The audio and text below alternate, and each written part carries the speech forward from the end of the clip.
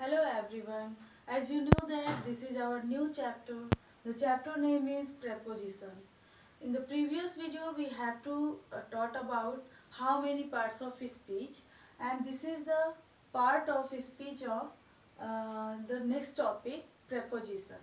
मतलब कि इसके पहले जो हमारी जितनी भी क्लासेस चली हैं उसमें हमारे पार्ट्स ऑफ स्पीच का ये जो नेक्स्ट पार्ट है, जैसे एडवर्ब मैंने हाल ही में कंप्लीट किया है, तो एडवर्ब वाली टॉपिक हमारी कंप्लीट हो चुकी है और ये जो हमारे यहाँ न्यू टॉपिक है प्रेपोजिशन। अब सबसे पहले हम ये समझते हैं कि प्रेपोजिशन क्या है।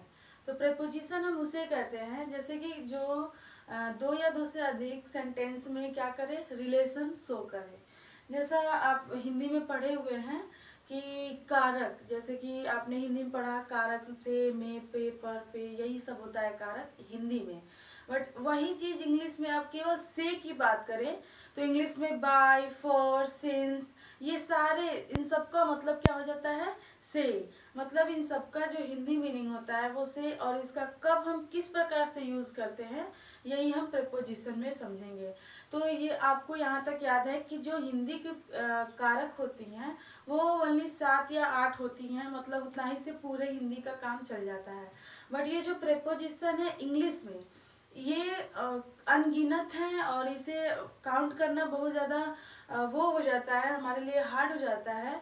तो इसीलिए इसे हम एक एक करके समझेंगे। और ये ऐसा ये पार्ट है, मतलब ऐसा ये टॉपिक है प्रपोजिशन का कि अगर आपने थोड़ी सी भी मिस्टेक की तो ये पूरा सेंटेंस का मीनिंग ही चेंज कर देता है। तो इसीलिए हमें ये इसे थोड़ा सा ध्यान से पढ़ना पड़ेगा। और ये जो प्रेपोजिशन की टॉपिक है थोड़ी सी लंबी होने वाली है, तो कोई बात नहीं, इसे धीरे धीरे करके हम क्लियर करेंगे। Now let's get start. Preposition are word that are used to describe the relationship of noun or pronoun with other parts of sentence. जैसा कि आपको मालूम है, यहाँ दिया भी है डेफिनेशन में कि preposition are word that are used to describe, मतलब प्रेपोजिशन एक ऐसा वर्ड है जिसका हम यूज कब करते हैं, तो डिस्क्राइब करने में, और वो भी किसके, तो the relationship of noun or pronoun, मतलब नाउन या प्रोनाउन के बीच में क्या रिलेशनशिप है उसको शो करने के लिए हम जिसका यूज करते हैं वो है preposition. And with other parts of sentence, मतलब नाउन और प्रोनाउन का अदर पार्ट्स ऑफ सेंटेंस से क्या रिलेशन है, ये जो वर्ड हमें शो करते हैं उसे ही हम क्या बोलते हैं, प्रेपोजिशन बोलते हैं। प्रीपोजिशन हमारे कई होते हैं, जैसे कि ऑन, इन, बिफोर, फॉर। जैसे देखिए, जब भी हम प्रीपोजिशन आपका मेन जो क्या होता है, जब हम दो सेंटेंसेस को लिखते हैं तो जो हमारा नाउन और प्रोनाउन इनसे जो नेक्स्ट अदर सेंटेंसेस को मैच किया जाता है, मतलब मिलाया जाता है, तो वो उस, अब ऐसा तो है नहीं कि एक पार्ट आप नाउन प्रोनाउन ले लेंगे और दूसरा कोई भी अदर पार्ट लेके ऐसे ही मिक्स कर देंगे, ऐसा नहीं है। तो ये जरूर किसी न किसी प्रेपोजिशन के अकॉर्डिंग ही ज्वाइन किया जाता है, मतलब उसे जोड़ा जाता है। तो कह रहा है preposition are word that are use to describe, मतलब वो डिस्क्राइब करने के लिए हम यूज करते हैं, किसका डिस्क्राइब करने के लिए, तो नाउन एंड प्रोनाउन का रिलेशन, वो भी किससे, तो अदर सेंटेंस से। Is that clear?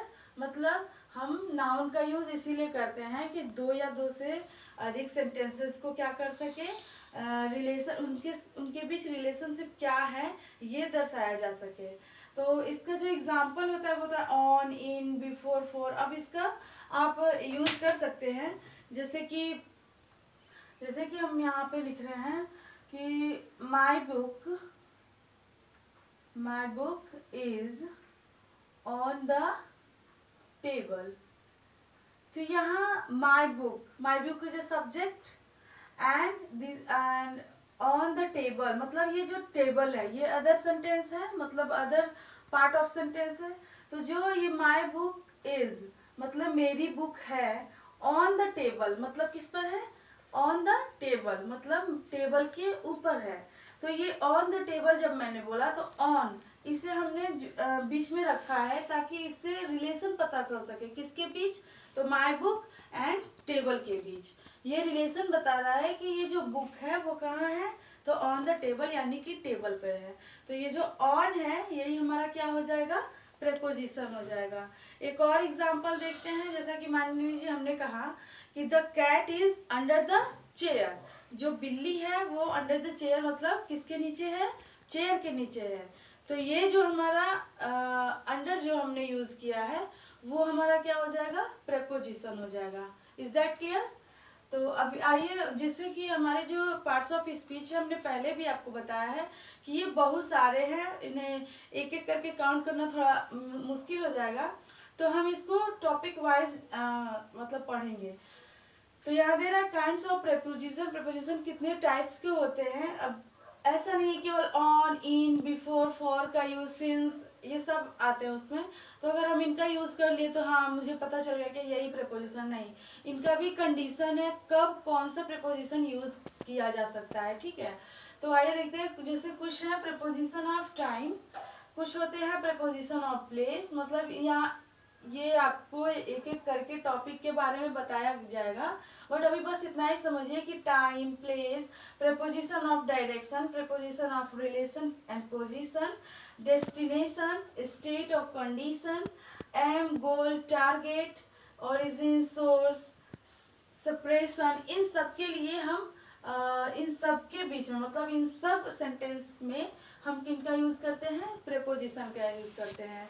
तो अभी आपको बताया जाएगा कि कब हम फॉर का यूज करते हैं, कब सिंस का यूज करते हैं, बल्कि दोनों की मीनिंग सेम ही है, से ही से है। फॉर, सिंस, ये सारे की मीनिंग से है, बट हम यूज कब किसका करेंगे ये हम आगे के क्लास में डिस्कस करेंगे। तब तक आप नाउन प्रेपोजिशन का डिफिनेशन देखिए और इनके कुछ टाइप्स। यहाँ ये टोटल टाइप्स नहीं है, यहाँ पे हमने कुछ ही टाइप्स को किया है कवर। एक दो टॉपिक्स और भी होंगे, उसे नेक्स्ट चैप्टर में, नेक्स्ट क्लास में हम लोग क्लियर करेंगे। तब तक इतना समझिए। Good bye.